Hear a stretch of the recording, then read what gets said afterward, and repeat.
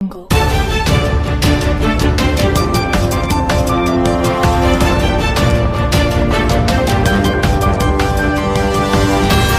Jungle.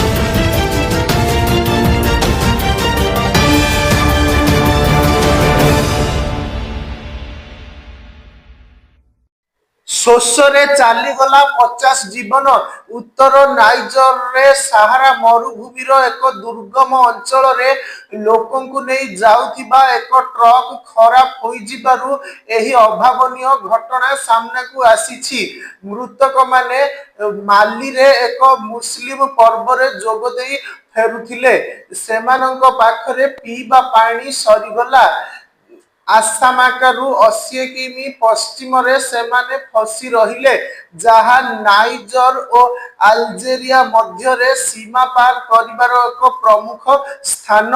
ଏଭଳି ଏକ ପ୍ରତିକୂଳ ପରିବେଶରେ ସେମାନେ ଫସିଗଲେ ଯେଉଁଠି ତାପମାତ୍ରା ଚରମରେ ପହଞ୍ଚିଯାଏ ଏବଂ ଯୋଗାଣ ବ୍ୟବସ୍ଥାର ଅଭାବ ଯୋଗୁଁ ବଞ୍ଚିବା ଅତ୍ୟନ୍ତ ଜଟିଳ ହୋଇପଡ଼େ।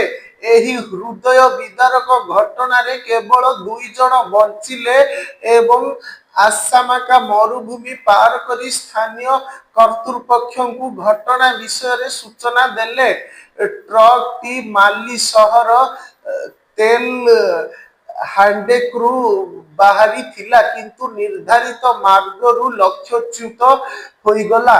ଅନେକ ଦିନ ଧରି ଟ୍ରକ୍ ଚାଳକ ଓ ଯାତ୍ରୀମାନେ ବାରମ୍ବାର ଗାଡ଼ି ମରାମତି କରିବାକୁ ଚେଷ୍ଟା କଲେ କିନ୍ତୁ ସେମାନଙ୍କର ସବୁ ପ୍ରୟାସ ଶେଷରେ ବିଫଳ ହେଲା। ଶେଷରେ ଜଣ ଜଣ କରି 49 ଜଣ ପ୍ରାଣ ହରାଇଲେ। ଅଚଳ ଟ୍ରକ୍ ତଳେ ଓ ଆଖପାଖରେ ସେମାନଙ୍କ ମୃତ ଶରୀର ମିଳିଲା। ସ୍ଥାନୀୟ କର୍ତ୍ତୃପକ୍ଷଙ୍କ ଦ୍ୱାରା ଉକ୍ତ ଅଞ୍ଚଳକୁ ଯାଇଥିବା ଉଦ୍ଧାରକାରୀ ଟିମ୍ ମୃତକଙ୍କୁ ଏକାଠି ସମାଧି ଦେଲେ।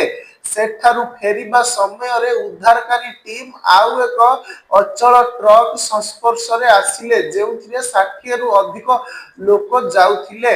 ବ୍ୟାଟେରୀ ଫେଲ୍ ହେବାରୁ ଟ୍ରକ୍ ମରୁଭୂମିରେ 3 ଦିନ ଧରି ଫସି ରହିଥିଲା। ତାହା ନାଇଜର ସୀମାରୁ 300 କିମି ଅଧିକ ଦୂରରେ ସ୍ଥିତ ମାଲି ସହର ହାରୋବାରୁ ଯାତ୍ରା କରିଥିଲା। ଉଦ୍ଧାରକାରୀ ଟିମ୍ ଯାତ୍ରୀଙ୍କୁ ପାଣି ଦେଲେ ଏବଂ ଗାଡ଼ି ମରାମତିରେ ସାହାଯ୍ୟ କଲେ, ଯାହାଦ୍ୱାରା ସେମାନେ ପୁଣି ଥରେ ଯାତ୍ରା ଆରମ୍ଭ କଲେ।